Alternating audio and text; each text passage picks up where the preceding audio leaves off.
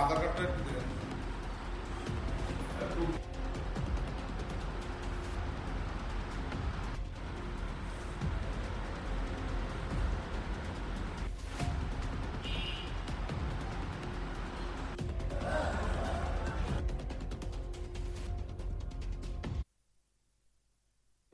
চারজন, একজন ছেলে আর তিনজন মহিলা। ওনাদের কাছে তিনটা আধার কার্ড পাওয়া গেছে। একজনের ছেলের তার কাছে ওই মোবাইলে পাওয়া গেছে আধার কার্ড দেখতে বইয়া মনে হইতেছে, কিন্তু ইনভেস্টিগেশনের পরে বোঝা যাবে যে আধার কার্ডটা কি সত্য কিনা। তারপরে তারা বাংলাদেশে চারজন ব্যাঙ্গালোর যাওয়ার, শিয়ালদা হইয়া ব্যাঙ্গালোর যাওয়ার জন্য তারা এসেছে।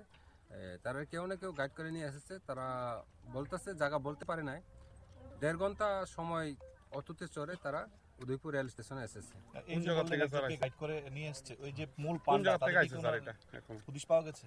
ওই পান্ডাটা এখনো হদিস পাওয়া যায় না, ইনভেস্টিগেশনে। কোন জায়গা থেকে আইছে স্যার? তারা বাংলাদেশ থেকে বিলোনিয়া বাইয়ে আইছে।